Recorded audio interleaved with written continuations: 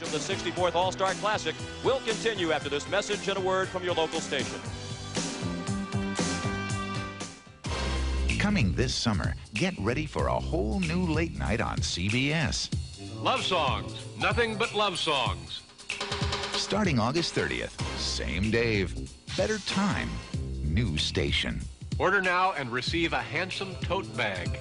Late Show with David Letterman. An important reminder from this network's new Late Show host. You can't spell scuba without CBS. Same Dave, better time, new station. What's the new Late Show with David Letterman going to be like? It's like trying to drink scalding hot coffee with a face full of Novocaine. And now, a promise from CBS's new Late Show host. That's quality with a capital K. Same Dave, better time, new station. Later this summer, look for David Letterman on CBS. You know, if you remove the glass from your television set, you can feed me peanuts. Later this summer, a new world of late-night television begins on CBS. Think of it as a mini-series that never ends. Starting August 30th, same Dave, better time, new station. Is someone frying bologna? This is CBS.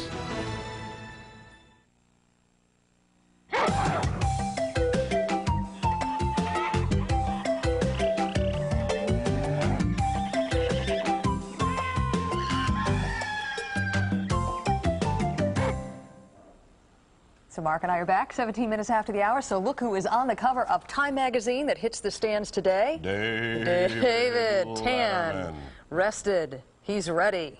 He's got a week to read that, and he kicks off next Monday. 1 week from tonight, that's right, the television event of the season hits the screen when Late Show with David Letterman debuts right here on CBS. It's a story that started to take shape back in January when CBS plucked the Peacock network. I just want to, at this point, thank these people for certainly their patience. I mean, could it have dragged on a little longer? And also, I would like to thank them for their generosity because... Ever since David Letterman signed his big late-night deal with CBS, he's been the most talked about and written about man in television. Even though he hasn't made a television show in months, that doesn't mean Dave's been taking it easy. He spent lots of time with the press, where the first question is almost always about the fight with his former bosses about which comedy routines can switch networks along with Dave. We'll just do all of the stuff that we want to do, and that'll be fine. We'll do all of the stuff that we want to do, and they'll sue us, and, you know, that'll be fine. And by the way, if that comes to trial, get a seat down front. People also wonder if Dave's sense of humor will work as well an hour earlier. It'll either seem very odd to see me an hour earlier, or it'll seem okay. I think I see myself almost every hour of the day, and I think that's fine. And a few journalists wonder if Dave's fans will hate him now that he makes so much money. If that happens, I'll just, buy a new audience. Well, he certainly hasn't lost his timing during his time off. What else has been going on with Dave? Well, he picked up this year's American Television Award for Best Talk Show. Honestly, nothing makes you feel more like a winner than entering through a storm drain. Thank you. And once that award show was over, Letterman was joking about it on the Larry Sanders Show, where Gary Shandling plays a talk show host who's upset that Letterman got the award. I'm not kidding around this time. Take it. Please. It would mean a lot to me to take it. Go ahead. Okay. You're insane. This is what's been going on in Dave's new home while he's been out on the road. Construction workers and technicians are turning the old and decrepit Ed Sullivan Theater into a state-of-the-art television studio, a multi-million-dollar job that's going down to the wire. And all along New York's famous Broadway, Dave's new neighbors are already telling stories about encounters with the Great One, or at least with members of his staff. We did work with Letterman a few times in the past. Oh, you did? Sure, when he was over at the other network. How come you don't have on the window, dresser to the stars or... We're working on something. We have something in the works. So can you give us maybe, without giving away, a little sneak preview of what we might see? Some kind of a list of some of the reasons why you should shop at Academy Tuxedos. Well, the rumor is going around that you got the best pizza in New York City. Well, that's what they say. Does Dave know that yet? Yes, he's been here a few times. Has he's been down there? Yes, he's been here. What did he order when he came down, do you know? Well, he eats mostly in a restaurant. He has mostly he eats like a little saltimbocca. That's his favorite dish. And also he had pizza with pepperoni and anchovies. One day I read from newspapers, I was, wow, you know, that's become really good place. Yeah, that was really shock, yeah. If he were to come in here, what things do you think he might like to play with and to look at? Because you've got a lot of neat stuff in here. Yeah, maybe some character things or T-shirts. Don't say you ballet. Oh, très belle. And this will probably be Dave's favorite neighbor. And we're 50 high heel steps off Broadway. Just around the corner from his new theater, he'll find Animal Acts, the pet department store, where you can always find an audition going on for a stupid pet trick. Has she ever been on Letterman? Well, no, she goes, we thought we would wait to see if the program gained any dignity, and if so, she'd consider. A woman with paw prints up the side of her dress, talking about dignity. We're going to show you some of that this week. On Wednesday, Paul Shaffer and the whole band, now called the CBS Orchestra, will play for us. Then on Thursday and Friday, David himself will be here, so it's a big week for all of us here at CBS This Morning. Stupid pet tricks indeed. I kind of like those paw prints going up the left side of her jacket. I figure a big dog there. ran right up the side of this woman right before we got there. You know what, I can't believe, looking at David Letterman, that he actually frequents that restaurant. I mean, he's lost 35 pounds. He doesn't need to just goes in and smells. Loses it. Yeah, exactly. 23 minutes past the hour, still ahead. John Stair helps you start saving no matter how old you are, and Sophia Loren. We'll be back. It is 15 minutes after the hour. Stay right here for Paul Shaffer. And later, the whole band helps us count down the week till David Letterman's CBS debut.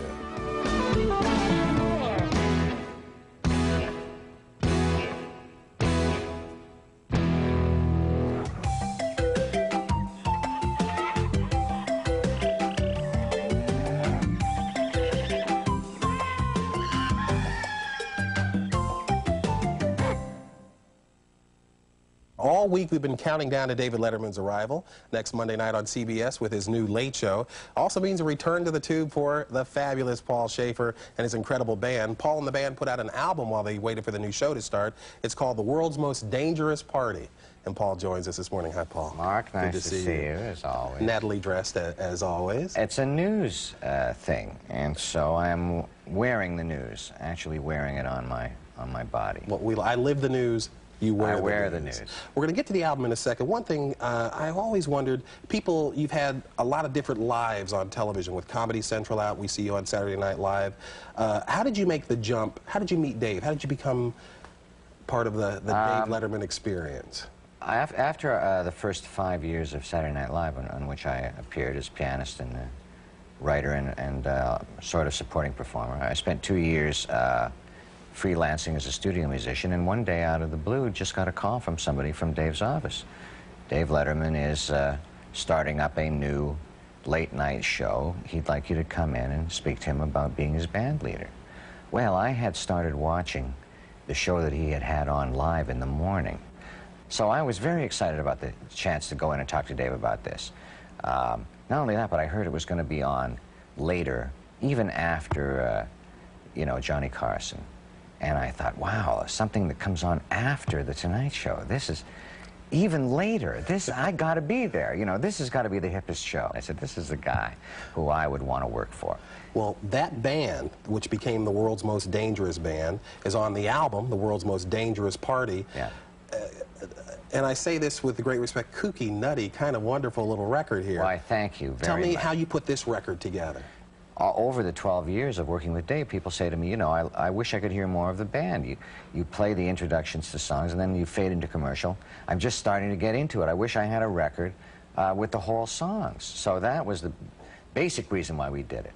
Doing a new thing where we don't fade into commercial, where we actually start songs, then finish them. It's a nutty new thing that we're into. To that, we added this concept of having a party. When Todd Rundgren came aboard as producer, he said, what if you're hosting the party like Hef at the Mansion? Hef always had cool parties. Well, you know, you remember those things, yeah, Playboy After Dark and stuff that we used to see, where he'd say, you know, come on in, Barbie's here, and Bill Cosby was there, and they always had all in the back entertaining the kids. You know, I've always wanted to do something based on that type of genre. So this was the time to do it. And on the record, it does sound like I am hosting the party a la Hef. Well, speaking of hosting, we have a little home video of some of the people who stopped by. Let's take a look. Oh, great. I think there's Todd Rundgren right there. Who's that great leather jacket you've got there, Paul? I've got to look the part. LL Cool J, one of the people. You see, the people stopped by and did cameos. There's Mike Myers and Dana Carvey. In between cuts, you hear these people kind of rapping with me. Hey, you know, I say welcome to the party. Some of them sit in, like Dave Sanborn. Great sax player. Oh, the greatest. And we recorded them individually, one at a time. Then we recorded the music also separately. Then we had a party in the studio, invited a lot of people in to listen to the tracks that we had done, and we recorded the sound of them singing along, grooving to the music. And then Todd sort of married all three of them together, so it sounds like everybody's in the same room having the greatest party in the world. Real quickly, the band is going to change when it comes on to CBS. Well, it's not going to change. The core of the band remains the same. 2 new additions, though. But we got 2 new additions. Very excited to have a gal named Felicia Collins on guitar. Very, very neat player. Just recently came off the road from doing a Cyndi Lauper tour. On keyboard, the great innovator, funk innovator, Bernie Worrell. Very great. You know who he is. Absolutely. Yeah, he invented a lot of the funk keyboard and bass funk stuff that we heard with George Clinton's Parliament Funkadelic thang, if I may use the vernacular. I understand exactly what you're saying. So all of us guys in the band are very excited. We are so pumped around here at CBS to have you and David coming aboard. We're just thrilled. Pleasure to talk to you. Everybody has been so nice to me this morning and at CBS in general. I am very excited about it. That's because we love you. Just about a half an hour from now, Paul will be back with the band and a tune from the album they recorded on summer vacation. Paula? He's going to wake us all up. 23 minutes past the hour. Still ahead on CBS This Morning. We're David Sharp. 17 minutes before the hour. Paul Shaffer and his band coming up.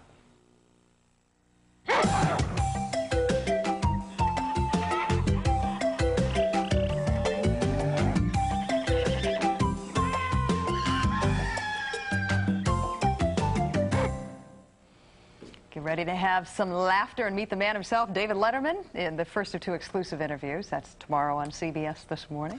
Now, just a few minutes ago, Paul Shaffer and I talked about the countdown to David Letterman's Late Show right here on CBS. We also talked about Paul's new album, The World's Most Dangerous Party. They recorded when they were known as the Party Boys of Rock and Roll. Now they're Paul Shaffer and the CBS Orchestra. The song you're going to hear is a great tune, Something About You.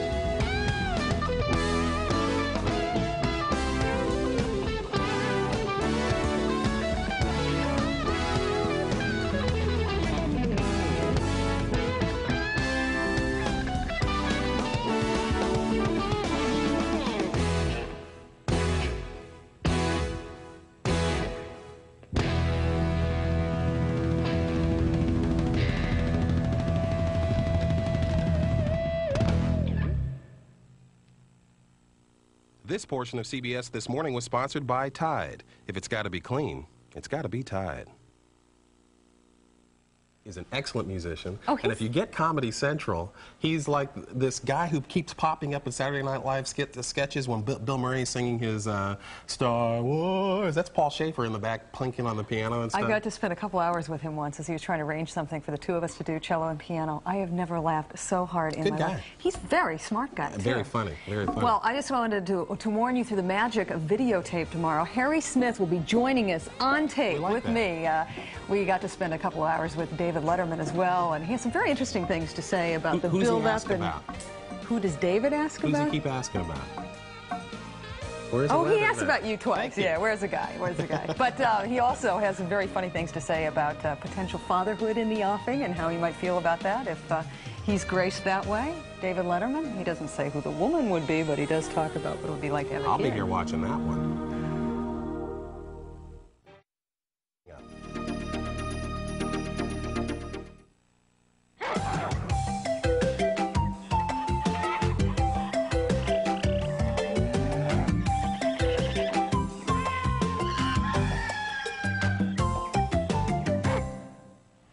I wonder if we're making David nervous by having that little clock every day. I don't think he's nervous. I think he's ready. He is ready. He's psyched. Ready. Just 4 days to go before CBS debut. And just ahead in this half hour, we're going to have an exclusive interview with him. Welcome back to CBS This Morning. I'm Paula Saad. And I'm Mark McHugh, and Harry is off this morning. So what can we expect when Dave makes his debut Monday night?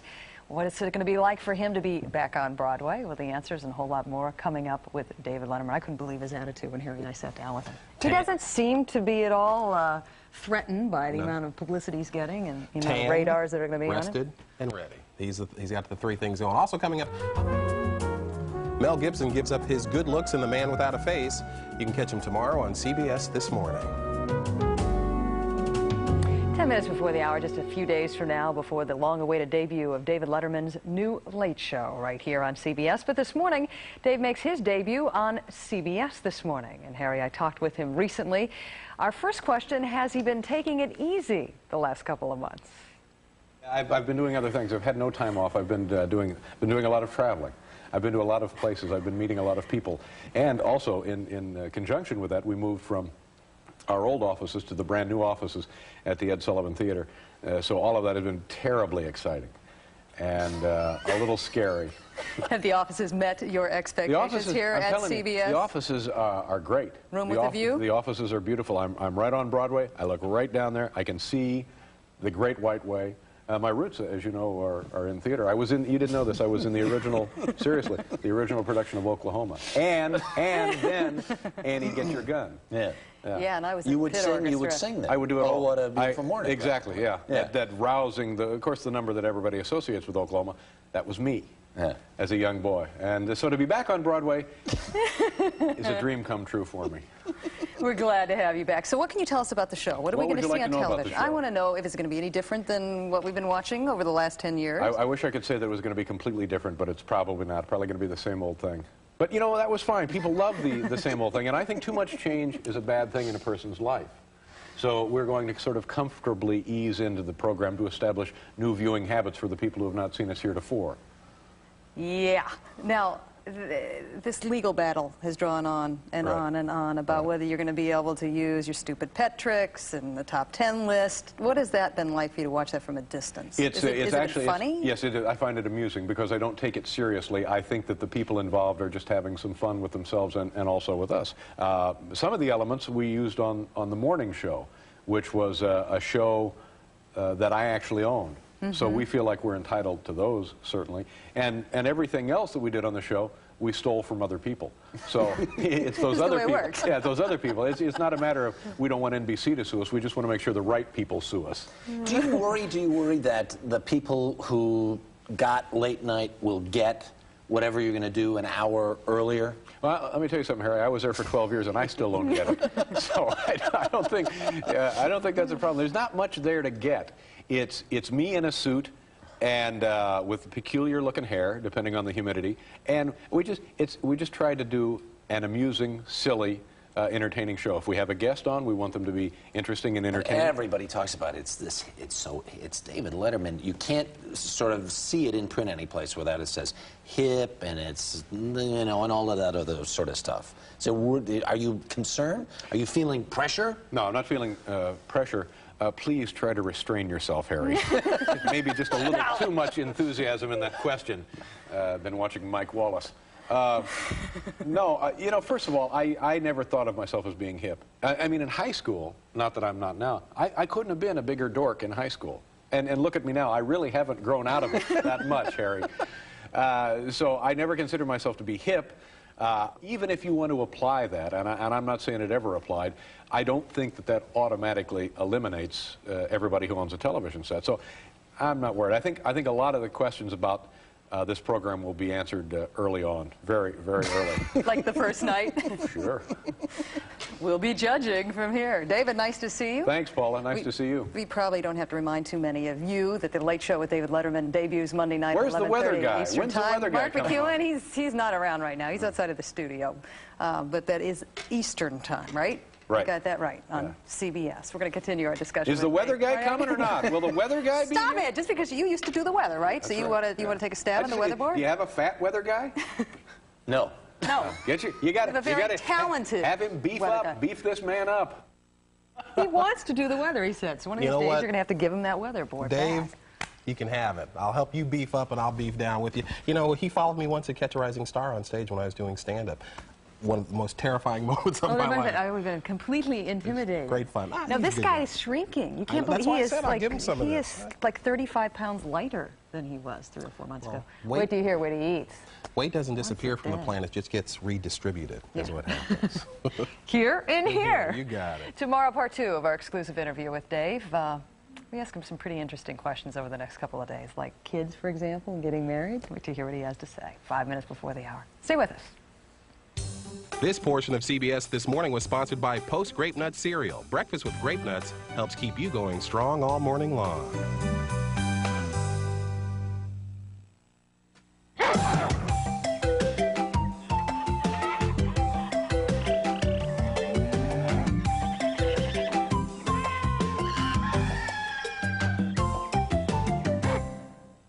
All right, so with all this David Letterman hysteria, you probably have been wondering what the new Late Show T-shirts are going to look like. We got one of the first ones for you to look at here this morning. Very cool. I hear these things sell really well. Very cool. So maybe we'll get David to wear one of ours one time. And just wanted to remind you that tomorrow and on Monday again, Harry and I sit down and spend more time with David Letterman. He talks about kids, wives, girlfriends, among other things, and eating oysters. Stay Well, tuned. it's 10 until the hour. There'll be plenty of surprises when David Letterman comes to CBS, but we can probably expect plenty of appearances by Teri Garr. Now, recently I asked her why she and Dave have this mutual admiration thing. I have great respect for David Letterman because he's an artist in his own way, and he's a very talented and smart guy. And he works his butt off, you know? He works very hard. Well, you know, some people, Letterman throws people sometimes on the show, but he never has thrown you. Not literally, but I mean in a figurative. But he tries to, doesn't he? Yes, he does. I think he does too. People tell me that. They say, "Guy, he's so hard on you." I go, "Well, I didn't notice that." I don't notice it. We just have a conversation. But then it isn't just a conversation, is it? No. It's something else. But you know, I'll tell you why I admire him too, is that he really has guts to stand up for himself. Because look at this situation. I'm not saying anything bad about any particular networks or anything, but here NBC had him for so long, and they said, no, you're not getting this Tonight Show spot. We're giving it to someone else, and we're just going to leave you right in there, and you're trapped as a prisoner in that time slot. And he had to have the guts to say, no, I'm not. I'm going to move on. And I mean, that takes guts. You really have to be strong to do that. And then when he did it, they said, well, we're just going to make this really hard on you. You can't take any characters that you created. You can't have anything that you did on our show, anything you did in our building. You can't take with you, and you leave your clothes there, too. I heard that. He can't take any of his clothes. Well, I mean, that's, you know, so they're being a little bit 8th grade about it all. When you walked out that first time to sit in that guest chair, what was going through your mind? Do you remember? Well, I think I was very nervous. Although I had done a show before with him, and not his show, a show when he was on the radio in Indianapolis, and I was promoting, you know, Young Frankenstein, and I drove through there, and I met this guy out in a, in a radio station. And so then when he did that show, I said, "Do you remember me? Do you remember me? I was the guy that asked you what kind of car you had." I said, "Yeah, I remember." He even sent me the tape of the show that we did. So I thought it would be, I wasn't nervous. I was much more nervous to do the Tonight Show. I think, well, no one's going to watch this anyway, so I don't have to be nervous. Within 15, how many times have you been on the David Letterman show, do you know? 106. 106 I don't times? know, I'm just making that up, but let's see. The show's been on for 11 years or something, 11 years. And I've been on at least 3 times a year. So what is that, 33 times? 33 times. Embarrassing. Why do you think you've been on the most on the show?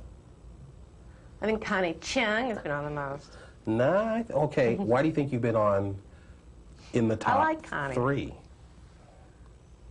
Because I'm a nice person, and because a lot of times they would call me up, and say, "Can you do the show on Thursday?" And then I go, "Well, who died?" No one died. We just they'd call me on Tuesday, and I'd say, "Well, what the hell? I'll do it. I don't care. I like to do it. It's fun. It was like an experience, like a Disneyland ride. I'll do that one, sure."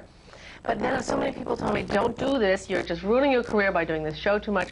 And I think, we're all going to be dead someday. They're going to go up in my grave and go, "You did Letterman too much, you must die." I don't care. I'll do it. I did it because it was fun and because they asked me. I'm sure they asked a lot of other people who had more scruples than I did. How do you think he's going to do it in an earlier time slot? Oh, I think he'll do very well. He's pretty good at this, at what he does. I really think he's created a whole new life and a whole new art that wasn't there before. It was like Marlon Brando recreated acting in this country. David Letterman recreated like a host. There was never anyone like him before or anybody like him since. Now. So it's interesting to watch. I'll watch it.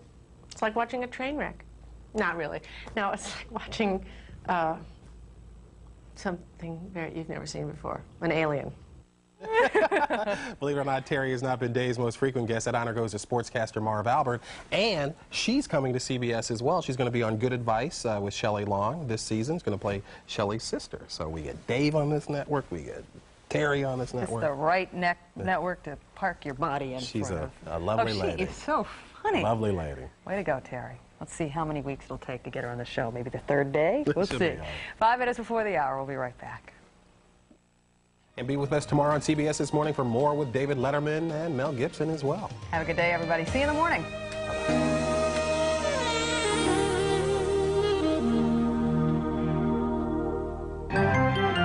Experience CBS News.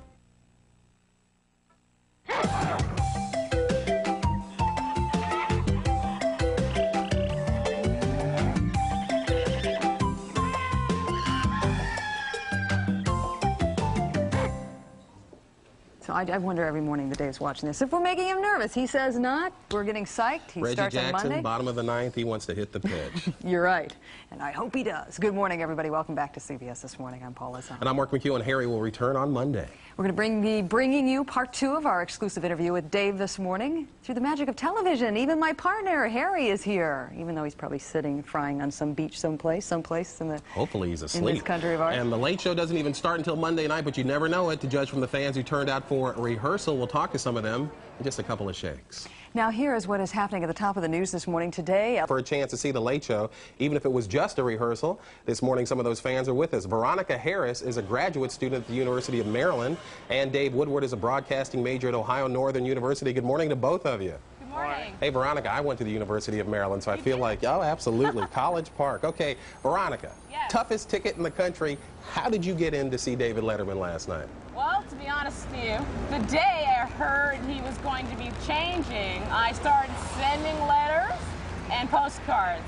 And I feel very fortunate to have been here. And all I can say, if you really want to do it, be determined and go to your post office. All right, that's what I will do. Okay, let's talk to Dave Woodward. Dave, how did you get your tickets to go see David Letterman last night? Well, as soon as I found out CBS was getting Letterman, I just sent a letter.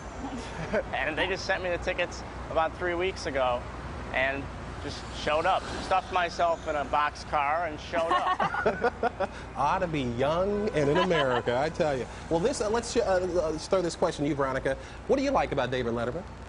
I like the fact that every day after a work day, a school day, I can expect to be entertained, see someone who is familiar, and most of all, someone who makes me feel comfortable. Dave makes the joke that he's our television friend, and if he only knew how serious I take that. Every day, every night, I should say, I look forward to him. And these past, 65 days have been pretty tough. All right, well, you've known David Letterman, BC, before CBS. How was the show? Yeah, how did the show look last night? How was it different? How is it the same? Phenomenal. Why? Gold-plated is the catchphrase for me. It just looks like a man in charge, a man with a show that he's so proud of. And if CBS could ask for anything else, I'd really like to know what it would be. Veronica, I like you. Dave, let's talk to you. Hey, did he use any? Nice too. Yeah, you are nice. I'm getting back to you, Dave. Tell me about some of the bits. Did he use any of the old stuff that you saw at that other network? Yeah, he kept the standards, the things you need. He kept the top 10 list and the monologue, all the important things. It was the same, but it was more. Yeah. It was just amazing.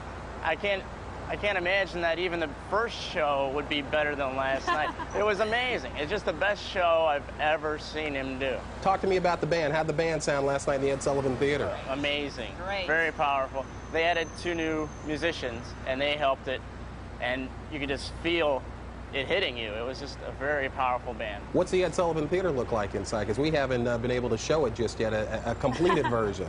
Well, it's a lot bigger than the old studio was. It's about twice as big, so he can do a lot more things.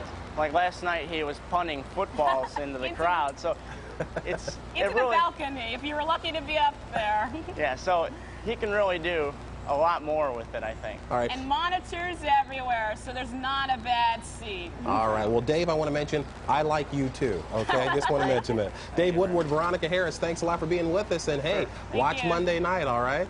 Yeah. Definitely. All right, boy, it's a shame we couldn't get 2 enthusiastic fans this morning. Paula? 24 minutes before the hour. What can you teach your baby even before it's born? Well, Dr. Howard Torman has the answer coming up next on CBS This Morning.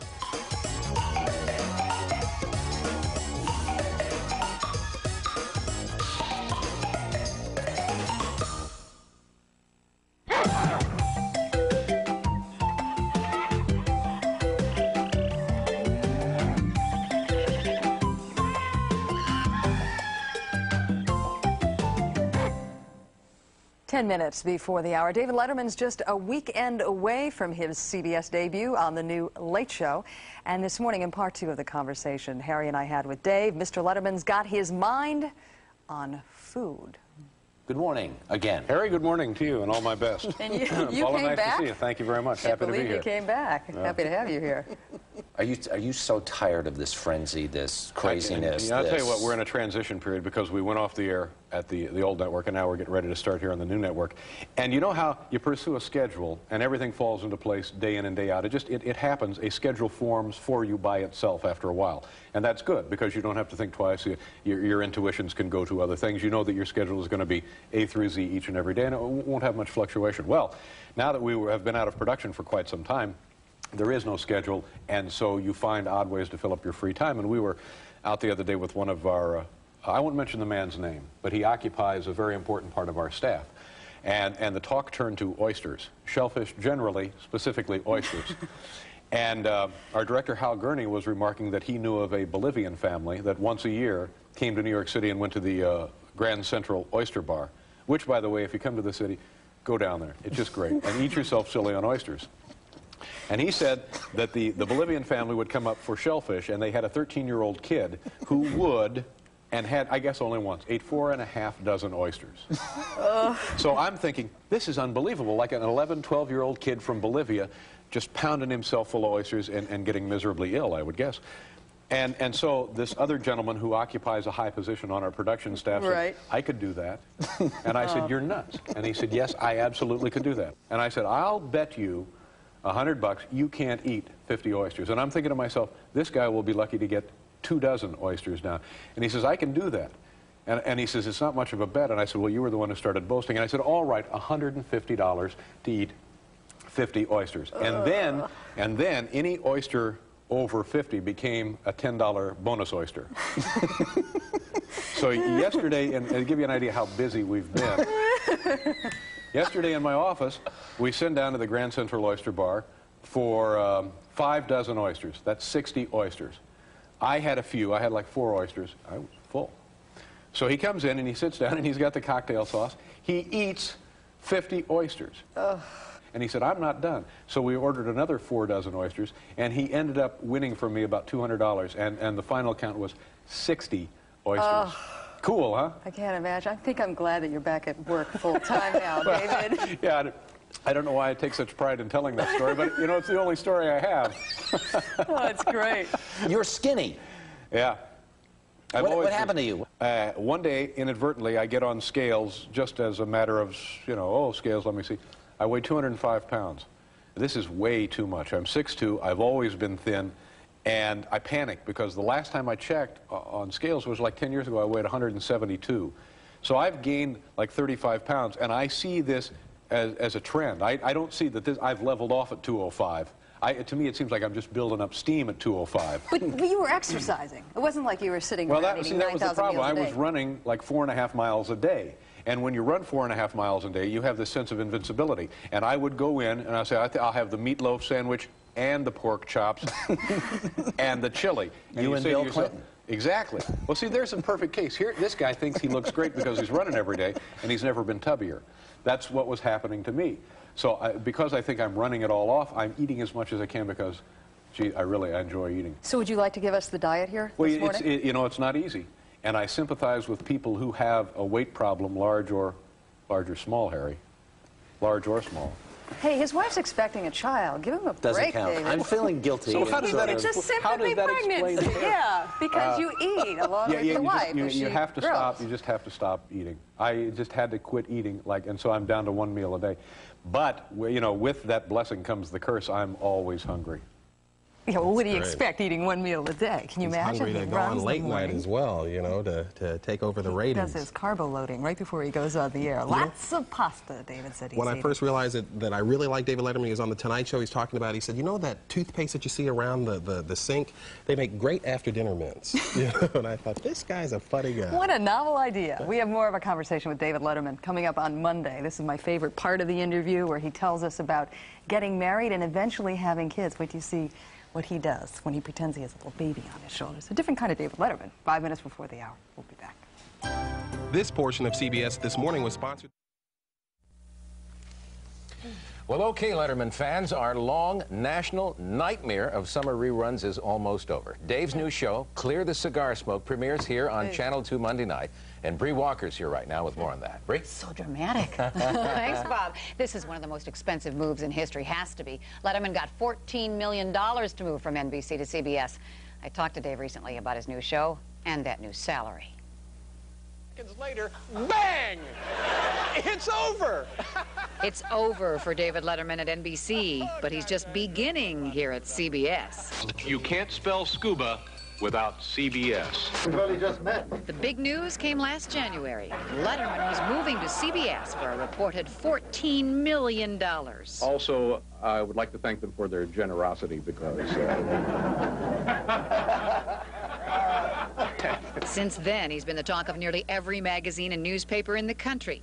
But when I spoke to him, Dave seemed genuinely humbled by the hoopla. I thank my lucky stars each and every day that I'm in a position where I don't have to worry about money because I know a little of what that's like.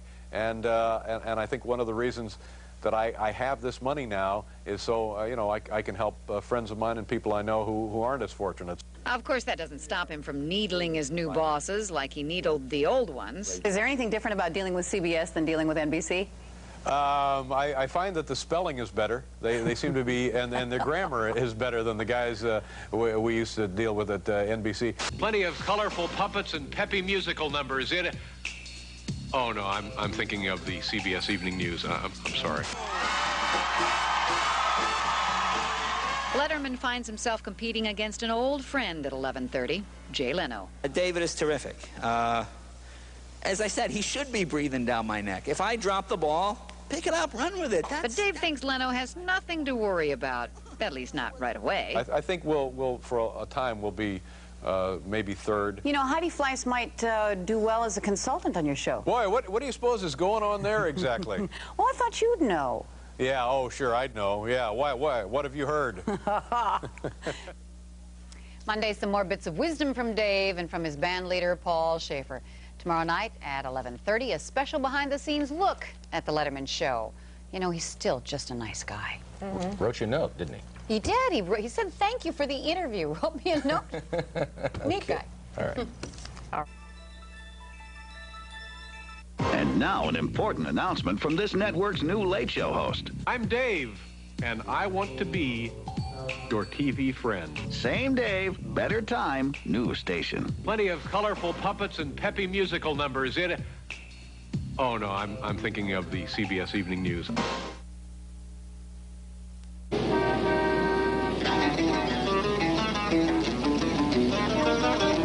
I'm Dave, and I want to be your TV friend. Tonight, from New York City. Join me, Paul, and the Dave Letterman Dancers. A conversation with David Letterman.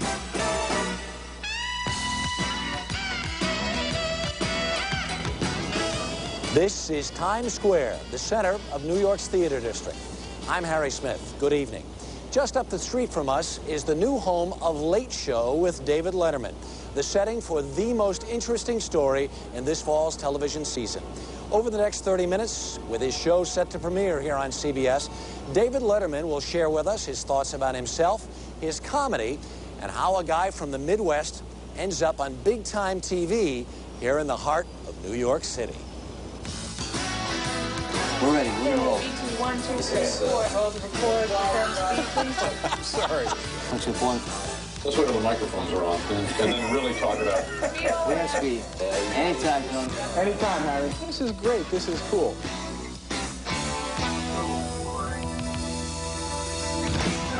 Is it as cool as you thought it would be? Yeah. Oh, it's great. I mean, isn't it the best? You get up in the morning and you get to be on TV. I mean, how can it not be cool? No, it's exciting. Come on. What, you don't think so? Huh? Well, you've got this. You've got the band. You've got the audience. You have the biggest stars in America. Well, that's what I'm saying. Sitting there thinking, I'm going to have a heart attack because he's going to chew me up and spit me. It's very exciting. There isn't, in the 12 years we were on the air at NBC, there wasn't a night that I didn't get excited. I was always excited, not nervous. Some nights very nervous, some nights anxious, not like I am here today with you. Letterman has a way of putting you at ease and leading you unsuspectingly into punchline after punchline. It's true. That's what he did last January when it was announced that he would leave the NBC network for CBS. We are truly delighted to welcome this great star to the CBS network. January 14th, CBS Chairman Lawrence Tisch delivers the news. The rumors are true. David Letterman is in with an earlier time slot and a very lucrative deal. And I want to thank them for their support, and also I would like to thank them for their generosity because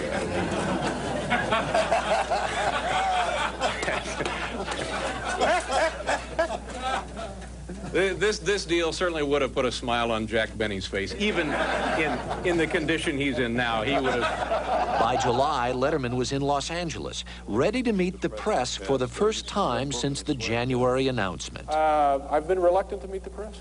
Yeah. Now, maybe it's snotty questions like that, pal. There he is. Get him. Do you have any worries about moving from one network to another? You know, I want the thing to work and work really well. But like I said earlier, maybe I'm just dumb, but I don't find myself kind of in a cloud of anxiety about this. Of course, I'm full of gin. Letterman jokes about it, but ever since it became clear that he would leave NBC after more than a decade with that network, many have wondered just how he felt about it. I was at BlackRock the night you announced you were leaving NBC to come BlackRock, the big CBS monolith. It's a huge, important building. And I thought to myself, he's doing this for more than money. I've never done anything for money. So it's nice, it's comforting, but it's never been a motivator in my life. Why? Why come here?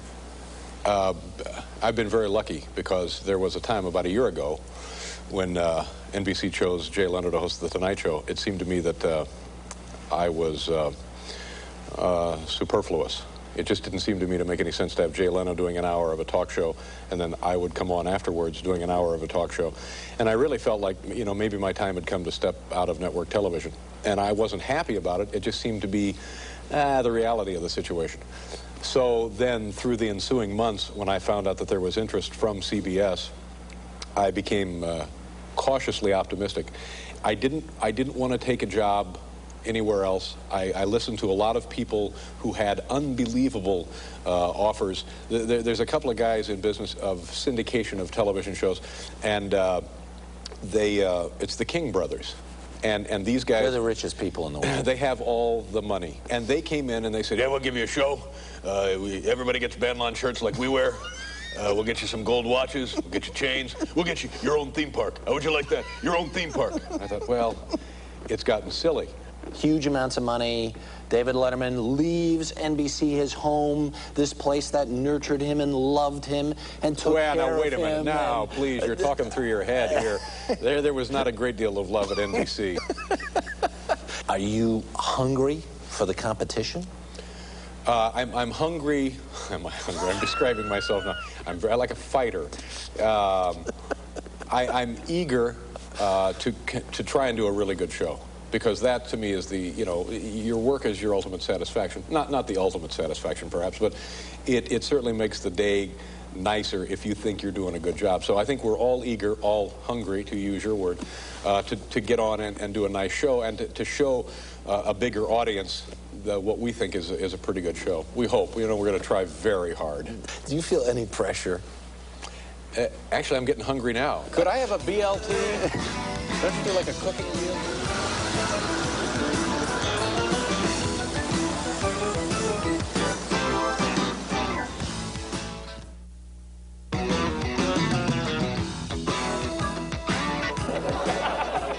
I just think it might have been easier to renovate Ed Sullivan than the theater itself. This is the place David Letterman likes to joke about, the Ed Sullivan Theater on Broadway. Getting this place ready has been no easy task. Ever since Ed Sullivan's last show back in the 70s, this theater had been falling into disrepair. So turning it into the new home of Late Show with David Letterman has required total renovation. Last count, we actually saw more rats than seats at the theater. Saw Topo Gigio, the old mouse that in a stairwell eating an old grilled cheese sandwich. He looks horrible. The years have not been kind to Topo Gigio. The theater, it's unbelievable to watch. You go in there anytime, day or night, literally a crew of 200 people hammering, nailing, plastering, painting, and they're doing a great job. And I so hope that it's ready. Despite all the chaos, everybody knows the Ed Sullivan Theater is going to be ready by the time the show goes on the air. We're 10 floors above that now in the production offices, where they decide everything about how the show will go, including which celebrities to invite as guests. Dana Carvey, I'm hoping to film today, and I said we want to offer him the first Friday of the week. Most of these people moved from NBC to CBS to stay with David Letterman. Holding the team together was an important reason for keeping the show in New York. We had a chance. We could have gone to Los Angeles. We could have done this show out of the brand new CBS facility in Los Angeles, which you could walk into tomorrow and do a first-rate show. The beautiful things. And we kind of like the idea of staying in New York. It's a bit of a differentiation for us that we want to kind of protect.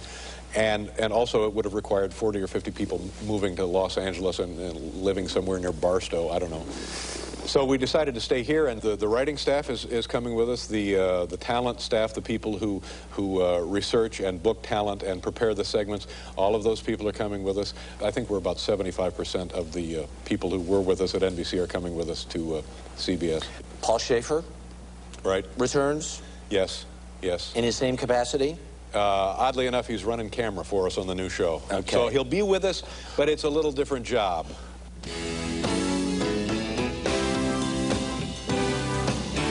The show's musical director, Paul Shaffer, has been with Letterman from the start, creating a unique sound that helps set the show's mood.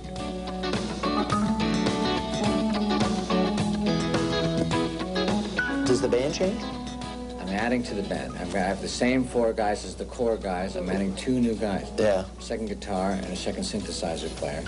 Because we've got some money to throw around now. Thanks. So the music will change a little, but not too much. Paul Shaffer. When we talked with the leaders of the production team, everyone said the same thing. Dave is Dave.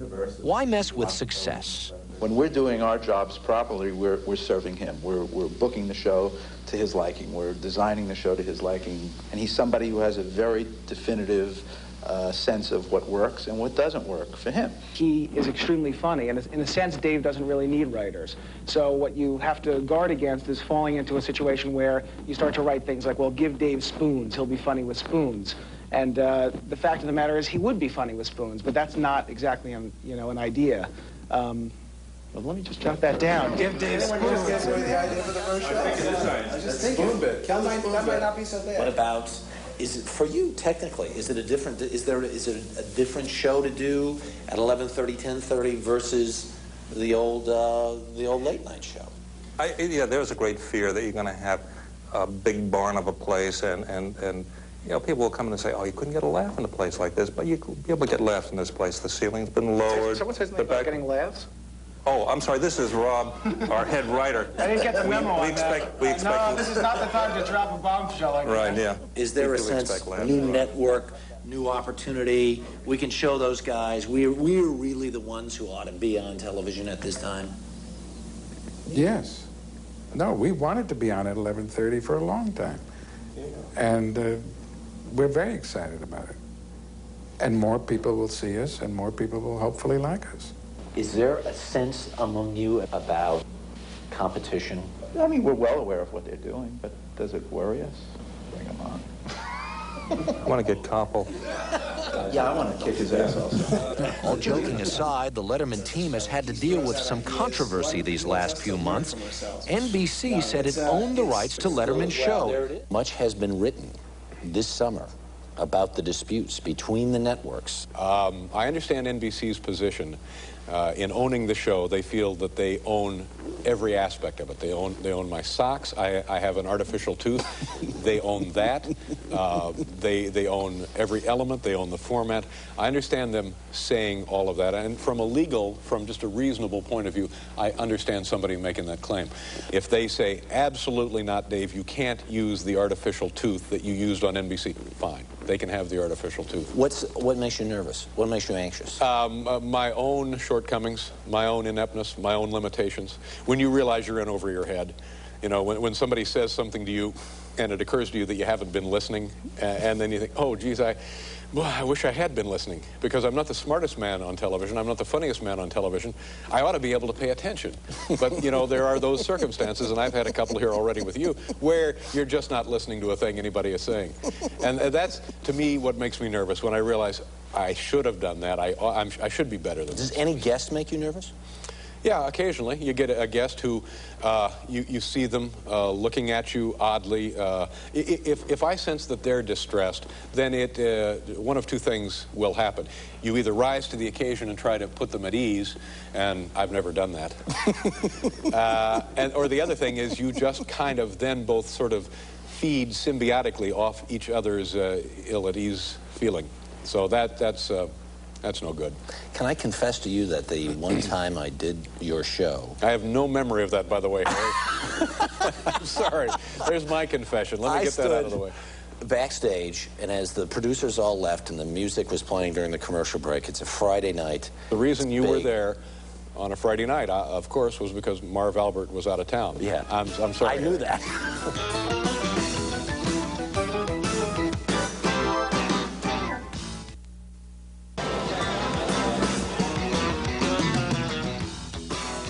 Just as I'm coming in here tonight, a man comes up to me, and he's very excited to see me. He's squealing with delight, and I'm getting jumpier the more the guy squeals. And he says, I think your show is great. He said, I watched your morning show. I thought that was great. He said, I've seen every one of the shows you've done at NBC. I can't begin to tell you how excited I am you're going to CBS. And he's going on and on and on and on and on, and I'm embarrassed. I'm a little excited myself.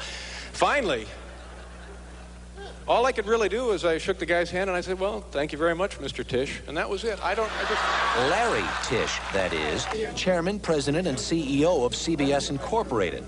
Letterman is known for occasionally lampooning his bosses.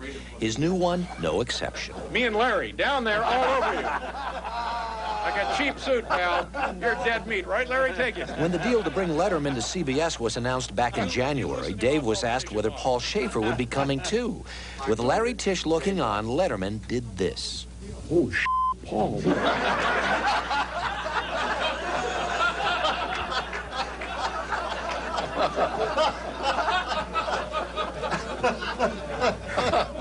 Have you got a little extra for Paul? But you had an entire big corporation to lampoon before, and you have individuals now. You have like a really rich guy, this Larry Tisch, who owns but it's not exactly a mom and pop shop, is it? Anything can be used as a focus of comedy. And I think we have a full plate here at CBS.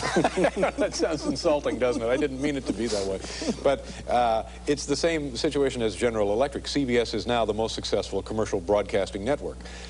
General Electric is the largest global corporation. So it's, you know, we don't care how big, just as long as they're big.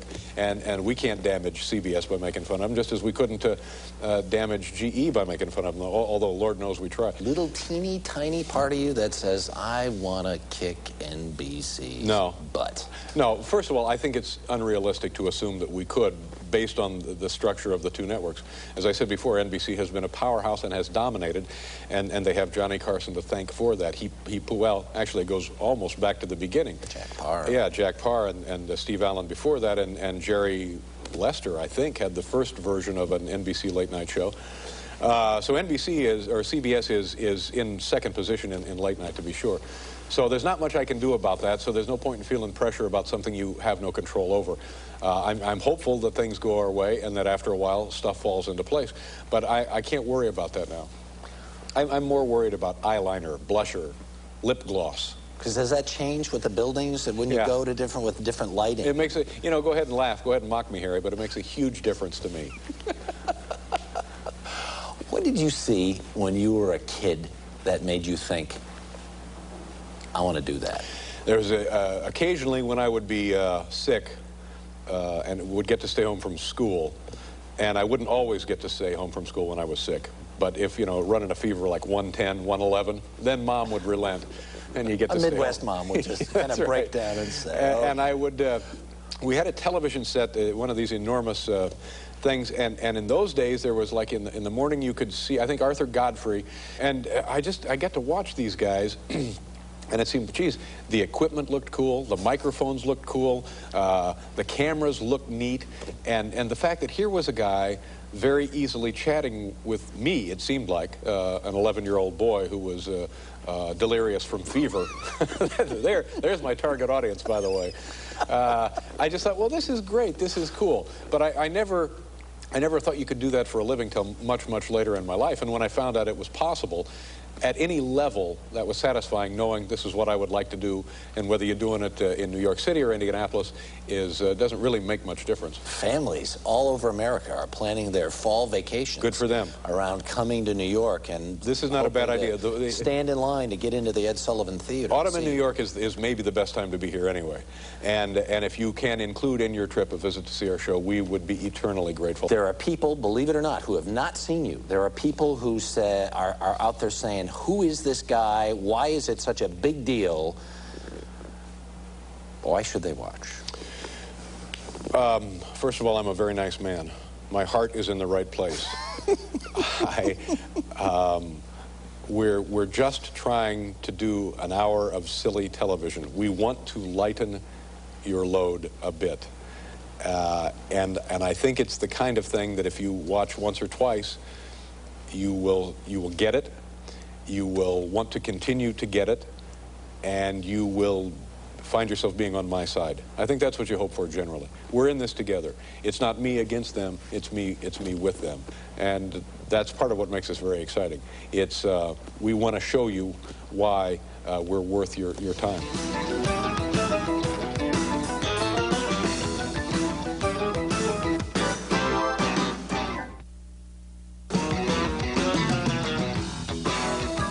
Are there any adjustments that you see yourself making for the 11:30 audience? Well, I'm going to start using a rinse on my hair. Other than that, no.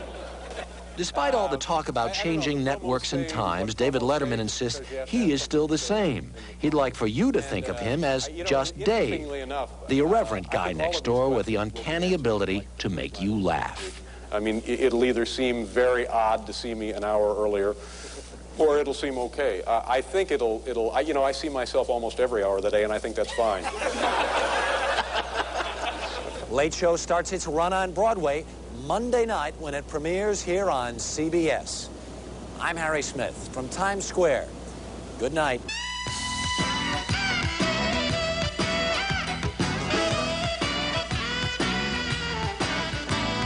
So I'm walking to work, and I get to this intersection, and there's a guy, and what he's doing as somebody walks by, he keeps dropping his pants. So I'm observing this, and I'm just, my mind is racing. And after about 45 minutes, I think to myself, well, geez.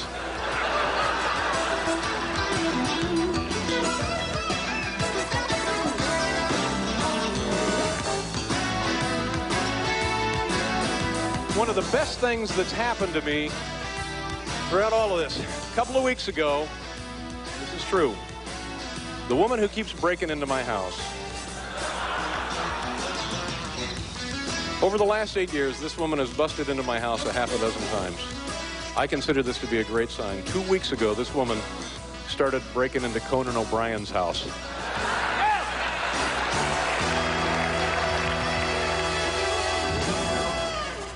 We're done. Hot diggity. For tickets to join David Letterman's studio audience, write Late Show with David Letterman, 1697 Broadway, New York, 10019. Well, it's just one more night until Dave makes his big debut here on Channel 2. David Letterman gets a whole new stage, a whole new time on a whole new network. Michelle Marsh talked to the man of the hour, who's basically just a shy guy from Indiana. What's your mom say about all your success? Mom and I don't talk about show business. We talk about other things, and as a result, we don't, I think that it's a little embarrassing because any time there's been a magazine, and if I've been on the cover of the magazine, Mom will call the office. Is it possible to get the cover of Dave on Cat World? And so, and I've been told, I haven't seen this, but I've been told by my sisters that Mom has in her little sewing den room area there in the house these things up on the wall. So I know that she derives a certain measure of satisfaction through some of this. It's a far cry from his humble beginnings in Indianapolis. First as a clerk at the corner grocery, then on radio at Ball State University.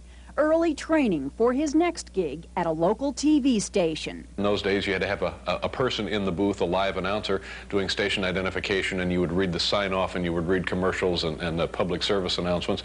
And so I would stay. I'd go in the middle of the afternoon and stay till the middle of the night, and then we'd sign the place down. And right after the late news, everybody would leave, and we'd send an engineer out for beer. And so from about midnight on, it was just about 4 or 5 drunks running the station. It was great. So, and I know that not that much has changed because now it's 4 or 5 drunks running the network. So same kind of deal. This is CBS. I want to thank them for their support, and also I would like to thank them for their generosity because... Dave's new salary, a reported $14 million a year, puts him in a league of his own. An enviable position that he tends to downplay. But I realize that I've been lucky enough to work and make myself comfortable and make things nice for myself and my family. And it's also now nice to know that if friends of mine or people that I meet are not as fortunate as I am, and it's nice to know that I can do something about that. So that's the very best thing about the money that I make, but as I've said all along, I'm not worth it, and it's just a function of the marketplace. I'm just dumb lucky to have been in this position when this kind of money was available. With all this fame and fortune, Letterman's personal life remains amazingly well protected. You have maintained your privacy throughout this whole thing. Right up until today, when you guys barged in here, and I'm kind of steamed about this. I mean, it's kind of amazing, Dave. I go to the supermarket with my baby. I look at the tabloids. I'm trying to find out something about your love life, any parties that you go to. Dave, what do you do for fun? I don't hear anything about you. You know, if this is actually your behavior, it's time for you to reevaluate your life, because this bespeaks a desperate existence. But what do you do? What do you do? What do you mean? Fun? What do I do? You know, I'm not here to have fun. I'm here to entertain America. Yeah, but Dave, what do you do to relax? Well, right now I don't have much free time. What everybody does to relax. You know, just as much rum as I can get in me. Dave told me he loves his job because he just loves meeting people. Now, we're going to get a little more personal tomorrow on Channel 2 News at 5 when Dave talks to me about marriage and children and whether he's nervous about his big debut. I'll be watching. How about you guys? Roll through that armor, absolutely. Thank you. He dressed up for you. Yeah, absolutely. I was very impressed. Great.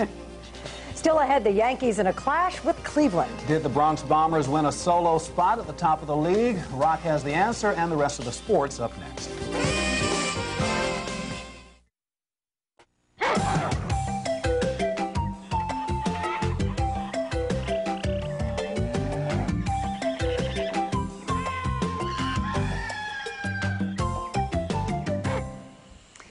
It's 10 minutes before the hour tonight. David Letterman makes it on Broadway.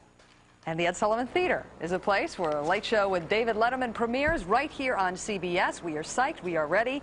Now, you know Dave's a pretty busy guy, but somehow Harry and I managed to corral him. And we asked him if the high expectations for the show made him feel pressured. Everyone is doing fine with or without us. We hope that everyone will do well with us, but we know that this did not get to be the #1 network by dumb luck. Well, actually, maybe it wasn't. Come to think of it, it is dumb luck. But still in all, here you are. I don't feel any pressure. You know what it is? When you enjoy doing something, if you go on a vacation that's too long, like it's a week long or a half a week too long, you can hardly wait to get back because you miss what you're doing. That's how I feel now. And my only pressure is the way I would have pressure under any other show circumstance, which is we just want to do a nice show. We want to, get these under our belt and kind of start working on the actual content of the show. I mean, I've been doing a lot of silly things over the last 6 months that I normally would not be doing, but because of the job change, I've been doing these other things. Like what? And so traveling, it's fun to get out of New York City and talk to people with a different perspective on your work, on television generally. It's fun to meet other people. You know, and this is no surprise. This is no great insight here, but then look who you're talking to. Whenever you leave New York City, and God knows I love New York City, people seem to be automatically and for no apparent reason friendlier, more open, more trusting. And obviously, as I said, I'm not the first one to say this, but it's disarming. And then when you kind of relax into it, it's so refreshing. And it's like a miracle. Now wait a minute. You're sincere? This is not the setup for a No. You're talking about our Midwestern roots? I'm talking about go anywhere. Go anywhere. It's because people in New York City have other things. Their focus, their attention, their energy is placed on other activities, which is, by and large, survival, that they have lost this kind of openness. I'm not saying this to criticize New York City. I'm just saying it is a wonder when you experience it by leaving the city. I was in Baltimore, a huge city, a very large, very sophisticated metropolis or metroplex. And people there were very nice. I've been to Indiana. I've been to Texas. I've been to Missouri. I've been to Tennessee. They're just nice. For no reason they're nice. And you think, well, this is probably more what God had in mind for folks. Don't you think? We haven't had a chance to lob any personal questions. Shoot, go ahead. At you. Here we go. Do you ever plan to get married again? Oh, I'm going to get married. David, would you like to tell us to whom? No, I'll tell you why. Because the last time I was talking to a very nice guy, we did an article in Rolling Stone a few months ago, and he said, "Are you seeing someone?" And I said, "Oh, yes." And so he said, "Who?" And I said who, and then I also said the state from which she is from, where her family lives. And then, people start following her, people start calling her, people start bothering her parents, and I just thought, That seems like a mistake. You know, these people are just going about their lives, and there's folks sitting in rental cars out in front of their house. So I thought, okay, I've learned something there. So let's not talk about the wife action then. Let's talk about the children. Wife action? Yeah, Is that how you refer the children. Let's talk about the wife action. In the same article, you talk about wanting to have children someday. Are you getting someday. any wife action? You know what I mean? Babies. I'd love to have kids. I would absolutely love to have kids. And I will. I will get to it. So just relax. You! I didn't want you to miss out on that, Dave. No, I don't want to miss out on anything. A couple of years ago, my friends all started having babies. And I was charmed by this. I hadn't been around an infant in years and years and years. And man, was that a pleasant experience. Just the way they feel, just the weight of them, the way they kind of move, and the hair. Paul Shaffer just had a baby, and his wife Kathy brought the baby up to the office. You just put your face right up on the baby's head, and there's nothing like that. Have you ever felt anything like that? It's just, it's amazing, and it's so easy to be drawn to that. And I said, this is something I have to do. Do you have any advice for Harry and me as we get ready for the impending arrival of both of our children? They're probably going to come, what, maybe 4 days apart? Well, I don't know. I think you're all right, but in the case of Harry, I would recommend private schools in Switzerland. That's what I'm thinking here, Harry. David Letterman, Normal Guy, debuts tonight, 11:30 Eastern Time. Well, thank you very much. Good luck. Oh, I'm going to savor that. Thank you, sir. Thanks, Harry. See you. Now the weather guy? He'll be here. We'll be right back. This portion of CBS This Morning was sponsored by Post Grape Nuts Cereal. Breakfast with grape nuts helps keep you going strong all morning long.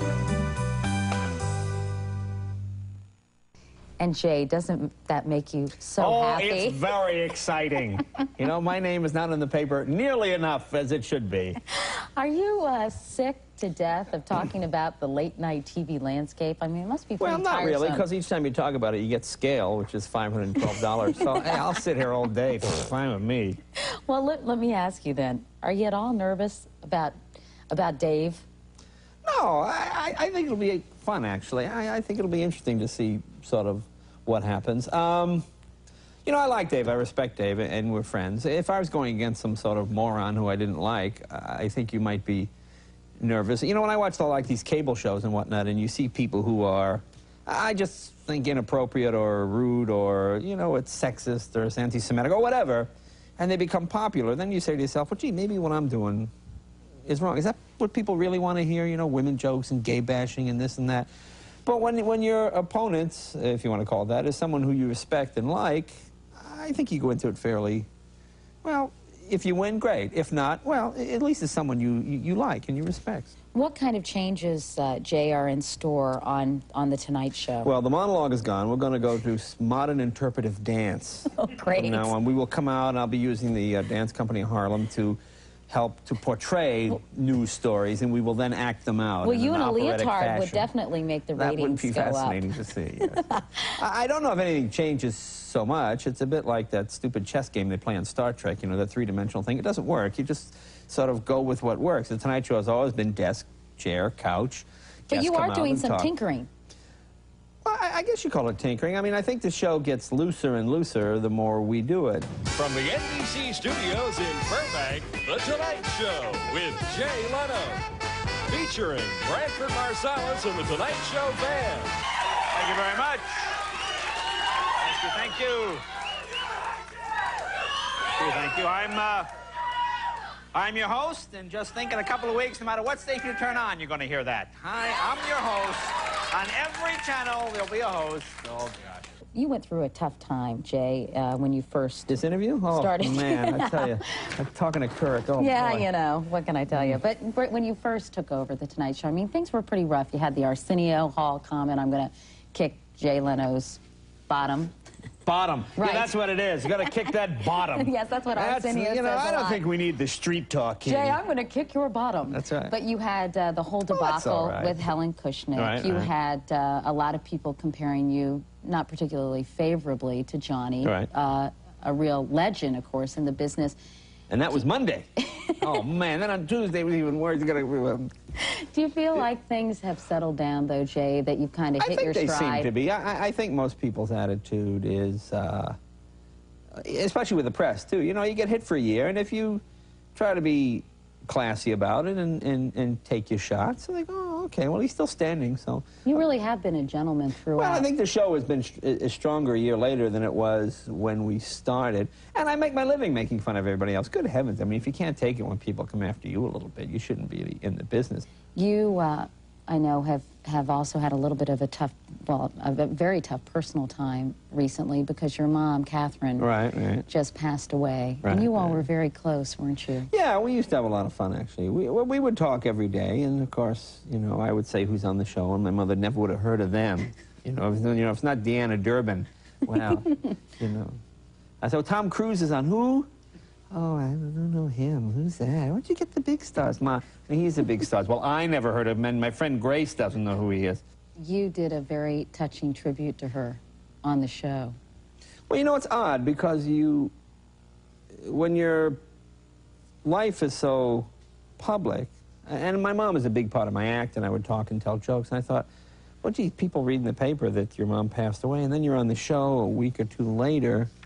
It seems silly to pretend as if nothing happened, and I just sort of, off the top of my head, thought, well, I would let people know how I feel, and I think most people don't have the opportunity to go on television or get in the newspaper and tell people how they feel about their folks, and it's just one of those things I thought, well, let me do it, and I tried to make it kind of funny so you're not wasting people's time, and just, you know, just let them know, and gee, we got terrific response. Well, that's nice, and I know she would have loved to have heard that tribute. Maybe she did. Probably did, if I know my mother.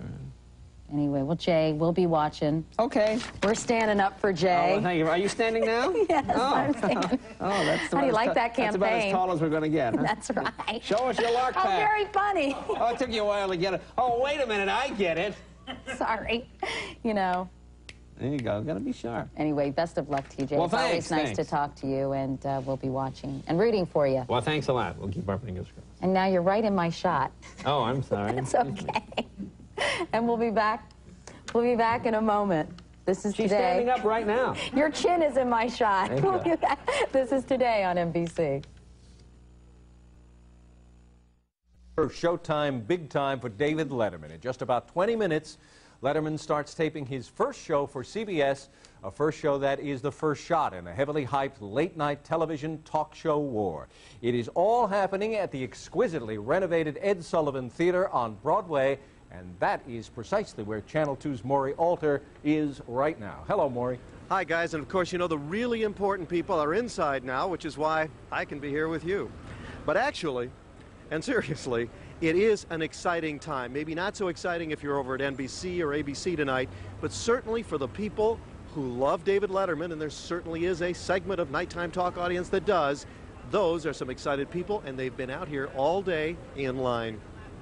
When you go inside, your ticket is going to be torn, but you should... There they are, Letterman lovers in line, actually 2 lines. These folks have the blue tickets, which means they definitely get in. And then across the street, there's that line. Bob and Mike. See, there are their tickets, ladies and gentlemen. And these tickets entitle Bob and Mike from Seattle to do what?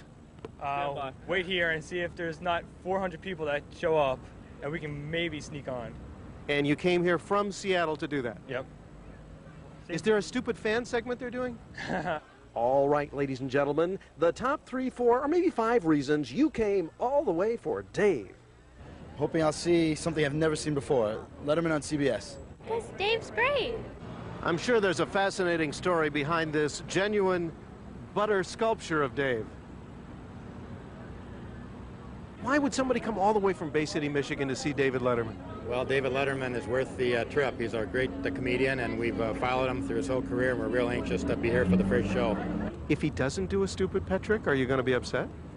Well, I'll sigh deeply, but then I'll recover and cheer for Paul or something like that. Now, you are actually associated with the show, right?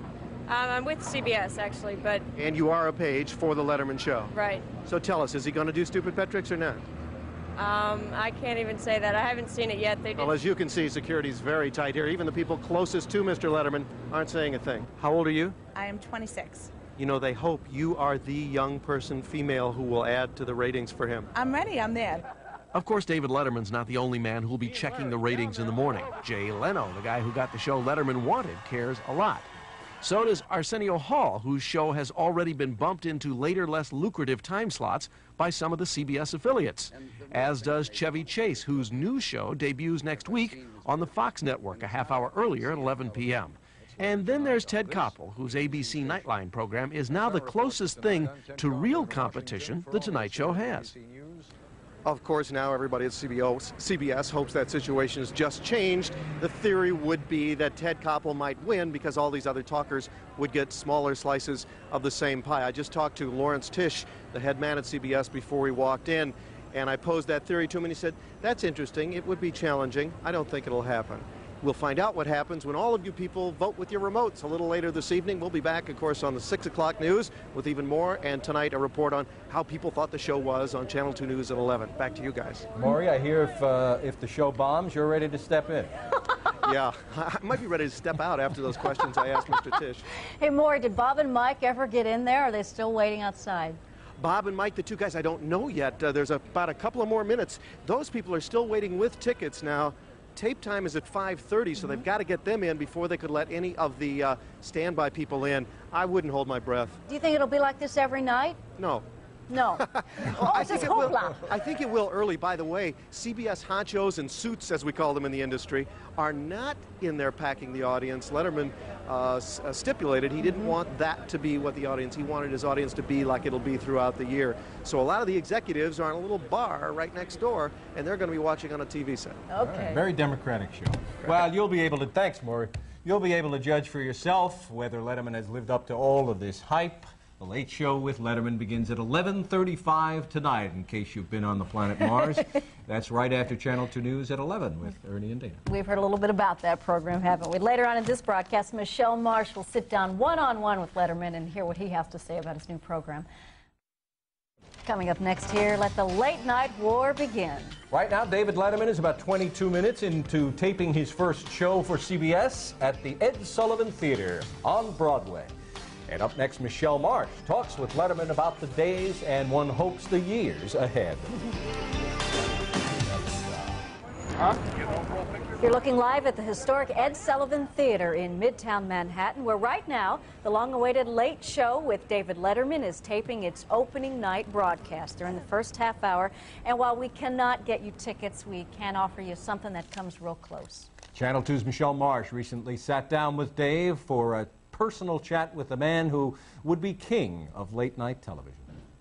We heard from a source, wedding bells may be ringing for you. Any comments?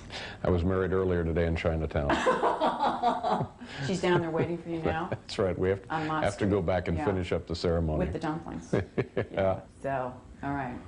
You're not going to comment, huh? I don't know what to say. You know, I was married once. I'll get married again, and there you go. Yeah. Would you like to have kids? No, I'd love to have kids, and I still will have kids. I want to be the oldest human to have ever fathered children on the planet. And I get a pretty good shot at it. We have practically made you a superhuman.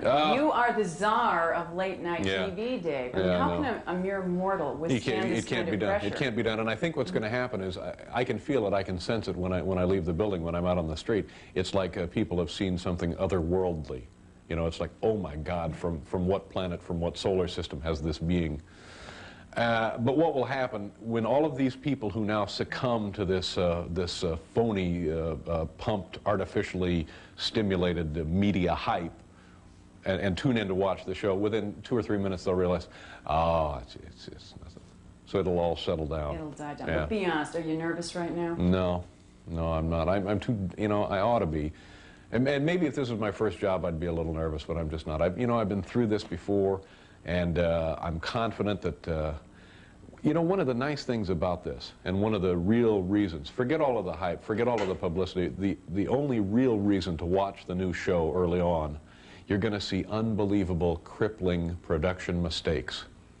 You're just going to, because we're in this theater, we have never done shows in the theater before. You just don't know. Something might blow up. A steam fitting may explode, people might get killed. So that's the only area where I'm a little nervous, because we just haven't done shows in that theater. We just don't know if it'll work, you know. Hopefully we won't lose anybody the first week. Well, you know, Ed Sullivan was killed in that theater. That's the truth. It was one of these Russian kind of sword acts, and Ed was over here, looking like over there, and And the next thing you know, he was gone. So tell me about the show. I mean, what are we going to see? I have no idea. I've missed most of the meetings, so I don't know. Let's see, I can tell you that 2 days ago, you know, this is one of the great things about being in television. I mean, first of all, it's great to have a job. I feel like I'm very lucky. But if you step away from what I do on a daily basis, it's the best.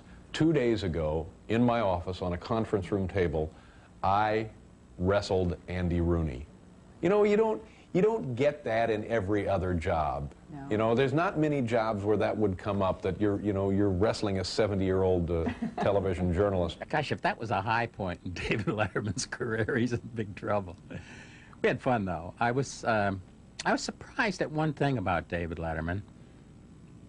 I don't know whether I should say this to you or not. I liked him a lot. And now the ratings will determine whether the rest of America also likes Dave. Michelle Marsh, Channel 2 News. An hour of silly television is what he called it, tonight at 11:35. That's Channel 2 News at 5 this Monday. I'm Tony Garr. I'm Dana Tyler. Channel 2 News at 6 is next. Good night.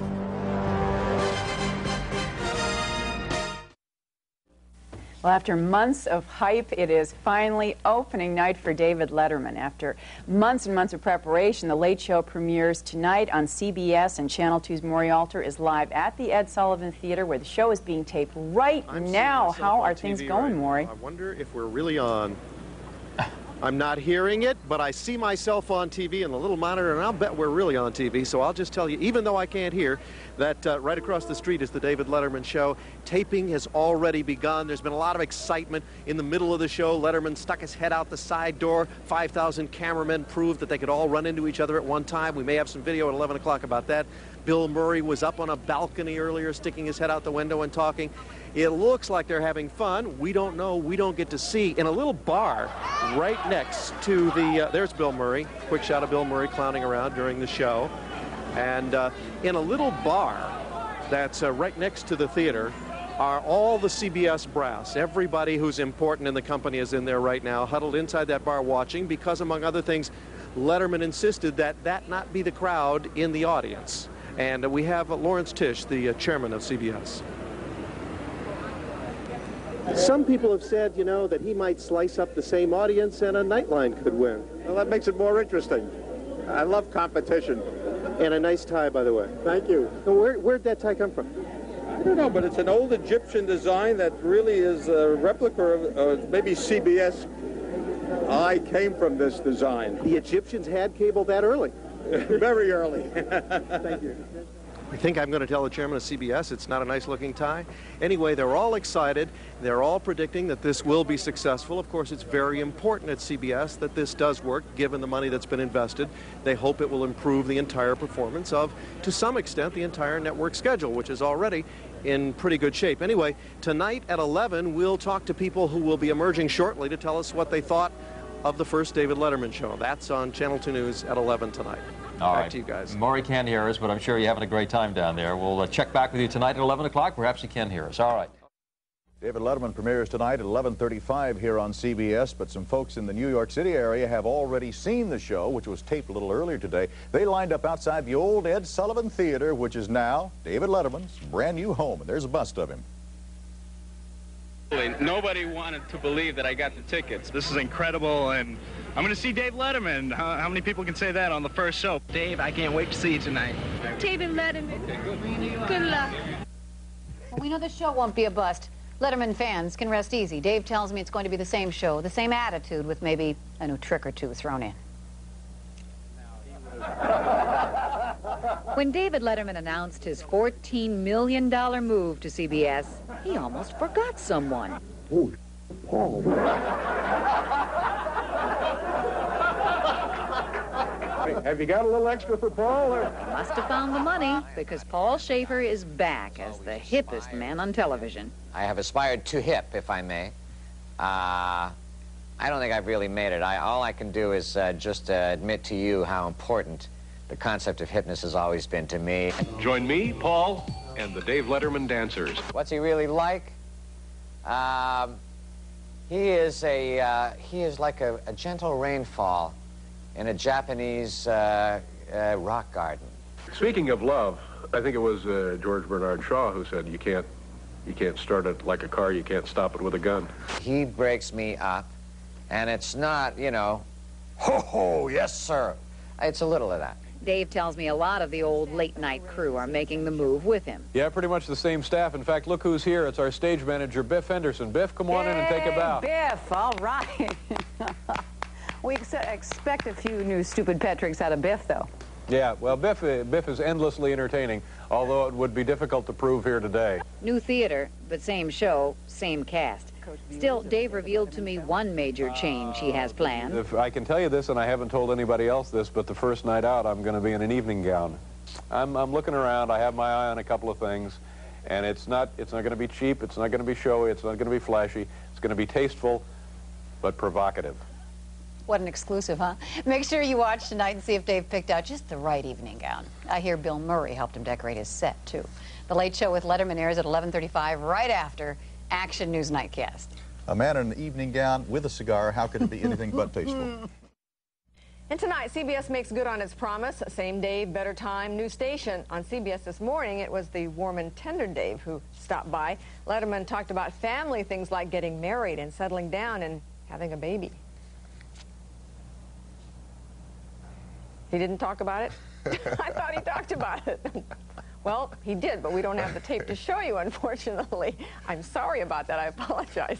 However, it's going to happen tonight. Guest stars Bill Murray and Billy Joel at 11:30.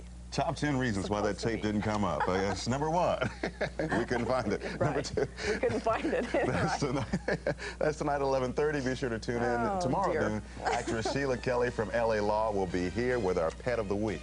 I think it's Monday. What do you think? That's number 3 reason. Go out and have a great lunch. We'll see you live at 5. Bye-bye.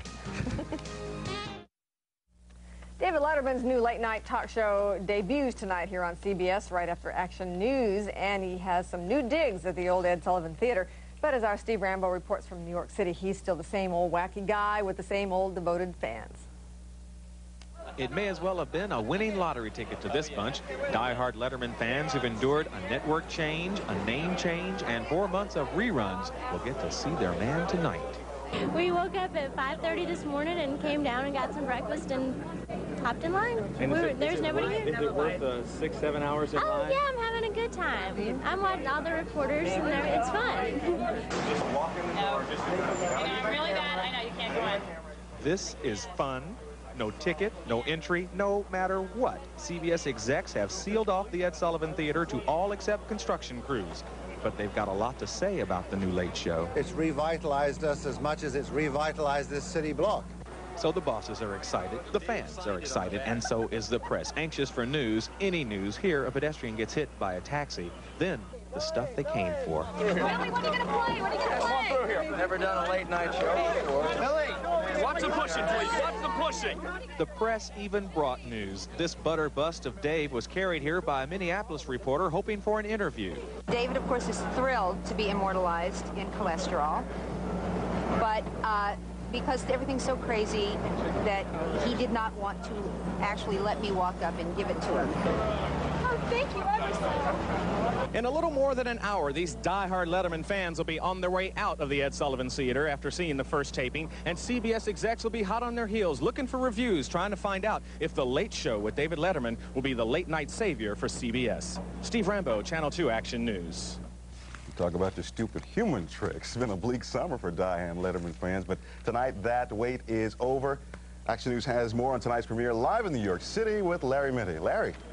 Jose, the wait is over. That's the Ed Sullivan Theater in back of me. Doesn't it look great after $8 million worth of renovations? The home to so many history-making television events, and tonight it is the home of just one more, the first David Letterman show on CBS. And maybe it was a tribute to his $14 million salary that his first show had an impressive wad of bills, Bill Murray and Billy Joel. The execs and the stars and the audience came out just about an hour ago, and if their enthusiasm is any indication, you're in for a great show. He's just going to kick everybody's butt, and Jay Leno, Arsenio, they don't have a chance. What can you tell us about the show? Paul Newman was in the audience for a few minutes. Tom Brokaw came out. He used the top 10 list again. and he's just great. It's pretty cool. The band, you know, it sounded great for the band, so that put me at ease. Billy Joel was great. Bill Murray was good. Paul Newman was a surprise guest in there. It was great. It was just the same show, the same day, but I didn't expect it. I thought it was going to be a lot different. I was going to be disappointed, but it was really good. From what you saw tonight, is it $14 million well spent? Yes, absolutely. Absolutely. I wouldn't want you to think that I dipped into my own personal pocket. Wouldn't be 40 million of my own money, wouldn't I have it? Yeah, no, it's well spent. You know, we've, compared to baseball, this is a steal. What can you tell us about the show? Fantastic. One of the best I've ever been on. Surprises? Yeah, well, yeah, there was. Paul Newman, Tom Brokaw, Johnny Carson. Get at it. Yeah. Liz Taylor.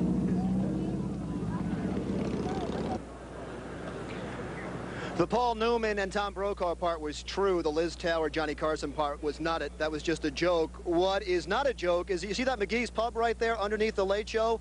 That is where the CBS execs had to watch the show on closed circuit. David Letterman would not allow them into the auditorium because he says only fans could get those seats. So as they say in the promo, same old Dave, just a new network. Reporting live from Manhattan, Larry Menti, Channel 2 News. I wonder if they've signed those checks yet. He better be careful about that. Thanks, Larry. Sure. View of Late Show with David Letterman right here on CBS. And our Maury Alter is live for us at the Ed Sullivan Theater with a sneak preview. All right, Maury, let's hear about it. Well, first of all, I've got to tell you, there's the marquee behind me. The show is history in that it's in the can and on tape, except America hasn't seen it yet. And I have to share one thought with you, whether you're with CBS, NBC, or ABC, it's just exciting to see one more little chapter in New York's broadcasting history. And I wasn't the only excited guy here. Where are you from? North Carolina. Not all the way from, just for this. Yeah. Why? Because Dave's great. Yep, they love their Dave. Lined up all the way around the block, they did. Recognize this fellow from the back going in? Tom Brokaw, NBC News, crossing network lines because that's what friends are for. The little bar next door was for network brass to watch a feed of the taping, which was just fine with Letterman, who didn't want a studio audience full of station managers and the like. He did want real live fans, which is what he got, who in turn got to be a part of broadcasting history. What was the best part? Dave. And you're now seeing a few of the 10 or so seconds Letterman's people would let us show of that historic first show. But we have our ways of finding out. So, great show. Dave's #1. Did he do pet tricks? No, he didn't do pet tricks. He looks like he got more hair, actually. Paul Newman was there. He came out and said a few words. He did top 10 list. He said this is the top 10? Top 10 list, yes. Bill Murray was excellent. He was excellent. We do hear, for instance, that Bill Murray showed no respect for Letterman's spiffy gazillion-dollar new set. Other highlights? Billy Joel! Billy Joel! I thought it was better than Cats, and I would recommend my family to come see it time and time again. But you'd like to hear more from the average viewer. Do you think this will be a winner? Oh, boy. Based on what I saw tonight, it's wonderful. And no doubt he'd like to hear more from the average viewer, too. And sometime tomorrow morning he will, when the first numbers come in from the Nielsen people, who will be monitoring what lots of average folks like you and me are doing when the clock strikes 11:35 tonight. The ratings of Channel 2 News are going to go up. Through the ceiling? Ah, you better believe it. #1? Yeah. Absolutely. Maybe an anchor spot for you. I got one. Tune in the morning, pal. And hopefully that man will never have to embarrass himself like that again because of the millions of viewers who will watch late at night your program, Channel 2 News at 11, and leave it set right there when, of course, Cindy, Shue, and I in the morning will fill you in on all the latest Letterman stuff, as well as the rest of the news of the world. And I got my plug in, and back to you. Yeah, you're up pretty late, Moore. Are you going to make it? I don't know. Everybody's promoting their own show here. What about Dave? He's doing well himself. Thanks, Maury. See you later. All right, Frank, how are you doing, huh? Pretty good. Most of them won't be available until later this fall. The discs cost about $60 a piece, and the players run from several hundred to $800. Little expensive hobby, but you can have a lot of fun. Price could go down. Who Never knows? know. That's Channel 2 News at 11 for this Monday night. I'm Dana Tyler. And I'm Ernie Anessa. Stay tuned next for the premiere of Late Show with David Letterman. We've been waiting for that, haven't we? Have a good night. See you tomorrow. Have fun. This is CBS.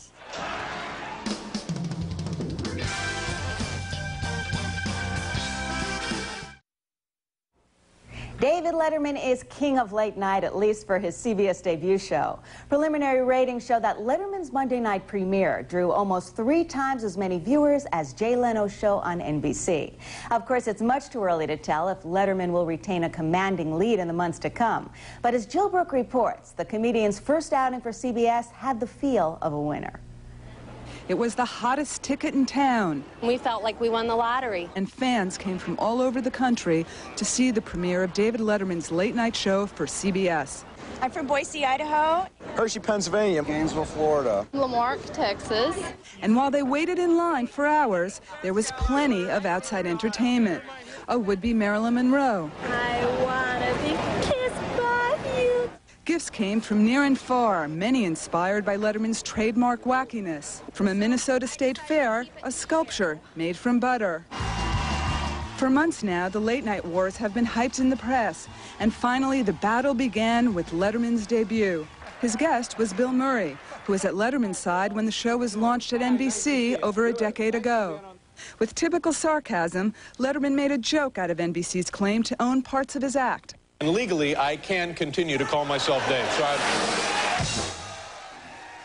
But one element was subtly changed. The top 10 list is now Late Show's top 10. But to his fans, thankfully, it was the same Dave. Great show, great show. A lot of people were worried that, you know, he would change his humor because of the 11:30 time slot. Not at all. Same Dave, you know, same Dave, different network. Dave's going to be the new king of late night. That's what CBS hopes, because the late night time period can generate almost $675 million in ad revenue. Well, we've been dead in late night for as long as I can remember, and what this does is revitalize us and bring us back to life in the most important day part that we've failed in. We think that he'll be the late night star of the next 20 or 30 years, so that's the sort of franchise you want to invest in. But despite the hype and hoopla, there are still plenty of people on this planet who have never heard of David Letterman, including this Austrian tourist. Is one man, only a man, or? Yes, for one man named David Letterman, who CBS has paid $14 million for, hoping for ratings and revenues. This is Jill Brooke for CNN Entertainment News. One man. Wild surprise, ABC's Nightline was second, ahead of NBC's Tonight Show. Letterman's fans gave his show rave reviews. Oh, it's so good. What did you like about it? Oh, it was just the same old Dave. It was just so good. Billy Joel, Bill Murray. Going to give Jay Leno competition? Yes, Jay, your days are numbered. It was a great show. What did you like about the show specifically? It was just like the same show. It was fabulous. It was fabulous. It was everything he always was and better. Letterman hosted NBC's Late Night for 11.5 years before he was lured away by CBS. I'm Teri Keenan at the New York Stock Exchange. Blue chip stocks flirted with a new record but fell at the close. The Dow Industrials ending the day down more than 6 points at 36.45. The other indexes finished the day mixed. Wall Street giving David Letterman rave reviews. High ratings for his late night debut sent shares of CBS up 15 points today, an increase in CBS market value of more than $225 million. Not a bad return on CBS's $42 million investment. And the New York Times said a lot of viewers will be back to see him on weeknights if he keeps up the wit and vigor of his opening show. And today's Daily News told it in a headline which reads, Dave gets off to a dandy restart. Letterman funny as ever as his late show joins CBS lineup. And the excitement spilled out onto the streets around the Ed Sullivan Theater today, where the staff, guests, and audience members arrive for tonight's show. It was hilarious. It was great. It's Dave. Totally Dave. What do you think, Mom? It was great. I've always been a fan, and I'll keep watching. That's music to network executive ears, because the place where it really counts is in the ratings. And last night's national Nielsen numbers show that Dave got off to a real good start. We're delighted about them, but you know, they'll taper off, obviously, but it's a terrific opening. Nearly 13 million viewers nationwide tuned into Letterman's premiere. In Nielsen terms, Late Show received a 13.4 rating and a 34 share, meaning more than 1 out of 3 television viewers was watching Dave's show. In comparison, Ted Koppel's Nightline got less than half of that. It received a 6.3 rating and a 15 share, barely edging out Jay Leno, who got a 5.8 rating and a 14 share. And while Leno claims that he plans to stick with his tried and true Tonight Show formula, he did acknowledge the fierce competition on last night's program. I would like to address this whole late night talk show war thing with this simple statement. I think this sums it up. I just want to say I think the Nielsen families are the smartest, nicest, best-looking people in the whole world. Yeah!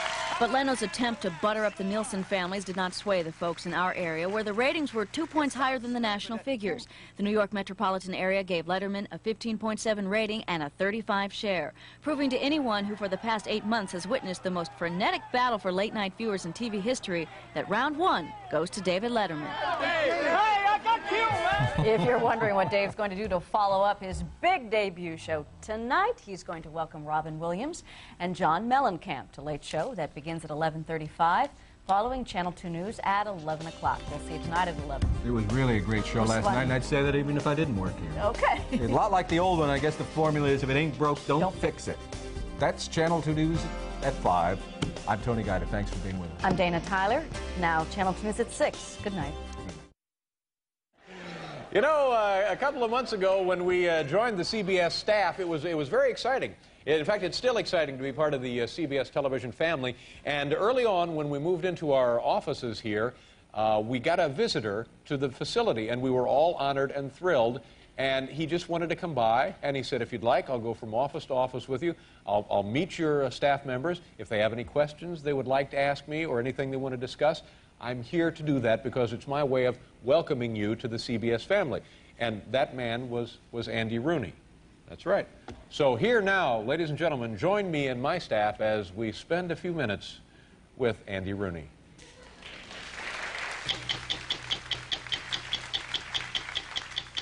We're just going to go office to office and see if the folks on my staff have questions for Mr. Rooney. Is that all right with you? Yeah, good. I'd love to do good. that. We appreciate your time. Well, let's go. First on your left. This is a CBS News bio of yours from 1980, and in the bottom here it says that in your free time you like to bake bread.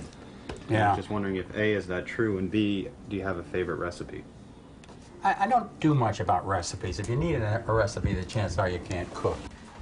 I used to bake bread. It's like a magic trick. There's something about it, isn't there? It's exciting. It's this, you get a lot of that, and I'm a guy who doesn't really get much of this, if you know what I mean. Do you have a question for Andy, Jay? Just wondering if you have any plans to grow facial hair or get your ear pierced. I gave some thought to earrings, but I decided against it. Lawrence Taylor is wearing one now, and I just didn't want to join the crowd. What about pumps? Have you thought about pumps? I watched your show for years, and I always wanted to give you a big hug. Can I do that? I'd rather you didn't. Do you have a question here for Andy? These workmen have been working on this roof over there. They're really loud. They're laughing all day. I was wondering if you could just ask them to keep it down for me. Hey, keep it down. Try and keep it down, will you? We're working over here. We're trying to do a television show. He's been insulting staff members all day. You want a minute to fix your hair? Wouldn't you have a tie on if you were a real executive producer? Excellent point. You made a mess of this place in a hurry. Are you happy with your paycheck? Are you happy with your working Getting enough conditions? to buy yourself a new shirt one of these days. I always wanted to give you a big hug. Can I do that? I'd rather you didn't. Have you ever been in a fist fight? Yeah, I've been in a fist fight. I'll tell you what. Okay. I wrestled in college at 175 pounds, and I can kill anybody who wants to fight me with his fists. Because all I got to do is grab him, and I'll kill him. Really? Yeah. Wrestle.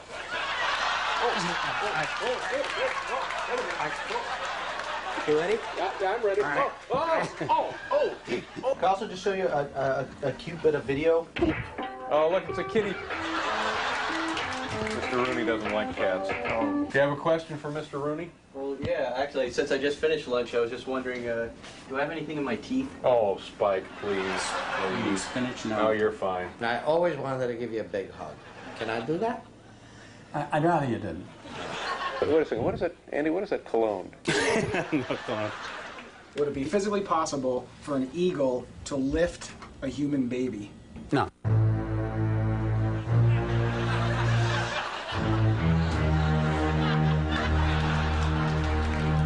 I watched your show for years, and I always wanted to give you a big hug.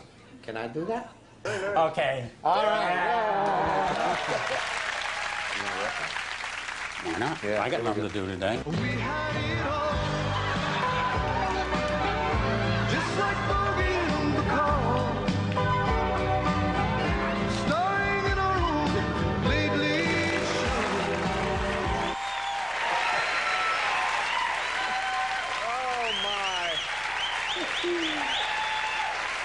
I'll never forget the day Andy Rooney stopped by to wrestle. We're going to do a commercial. When we come back, the Breeders right over there. Join us, folks.